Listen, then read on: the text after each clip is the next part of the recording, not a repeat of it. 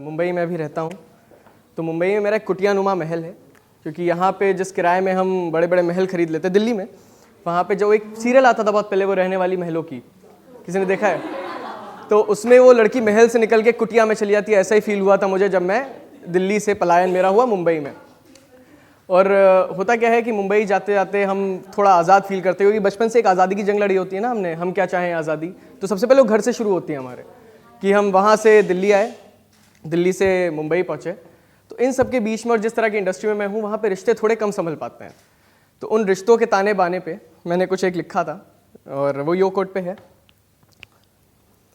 वक्त बीत गया आते जाते, ठहरते जो ज़रा तो समझ पाते, या तो सही थे तुम या गलत समय था, वरना हंसते तुम थोड़ा, हम भी कुछ मुस्कुराते, कुछ नहीं तो चंद आंसू ही बहाते।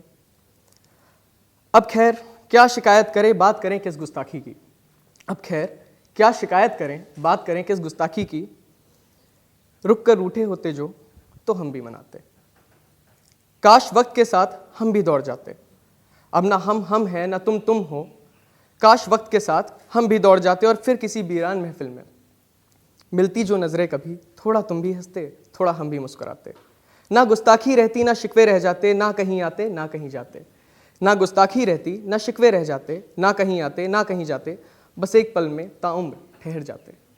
इतनी सी बात अगर समझ पाते, तुम भी ठहर जाते या फिर हम ना कहीं आते। जो दूसरा मैंने जो लिखा है वो असल में क्या होता है कि जब आदमी दो ही कंडीशंस में लिखता है, बचपन से ज़्यादा सुनते थे, या तो उसको प्यार हो जाए और वो देवदास हो जाए, या फिर वो अकेला रहता हो और उसको उसके आसपास कोई ज़्यादा हो नहीं। तो मेरे साथ दूसरी वाली सिचुएशन ज़्यादा हुई कि मैं अकेला रहता हूँ वहीं पे जो 350 नुमा कुटिया जो मेरी है, और उसके बाद घर वालों की याद आती है, भाई क्या करें कैसे।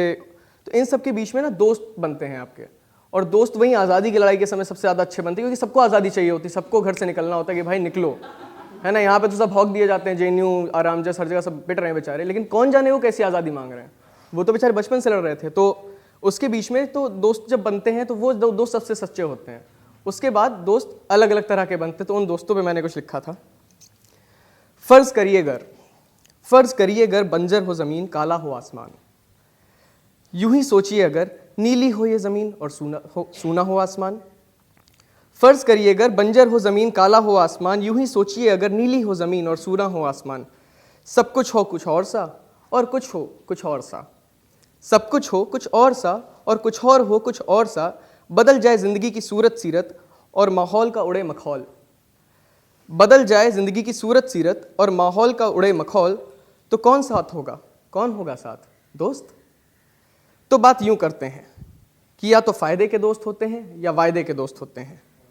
गरज ना हो अगर दोस्ती में तो क्या हो, या तो वायदे के दोस्त होते हैं या फ़ायदे के दोस्त होते हैं। गरज ना हो अगर दोस्ती में तो क्या हो, इसलिए दोस्ती करते वक्त जहन में या तो वायदे होते हैं या फ़ायदे होते हैं।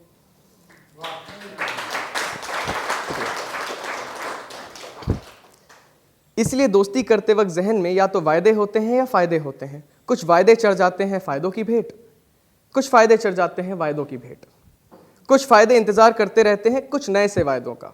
इसलिए दोस्त बनाइए तो ज़रा गौर से बनाइए, इसलिए दोस्त बनाइए तो ज़रा गौर से बनाइए, तसल्ली से बनाइए, इत्मीनान से बनाइए। मिलेंगे आप कभी साथ देने वाले लोग इसी दुनिया में कहीं ना कहीं, क्योंकि साथ देने वाले ना कर्जदार होते हैं ना ठेकेदार होते हैं। क्योंकि साथ देने वाले ना कर्जदार होते हैं, क्योंकि साथ देने वाले ना कर्जदार होते हैं और ना ठेकेदार होते हैं। इस फ़ायदे और वायदे से अलग कुछ दोस्त ना फ़ायदे के होते हैं ना वायदे के होते हैं, कुछ दोस्त बस कायदे के होते हैं।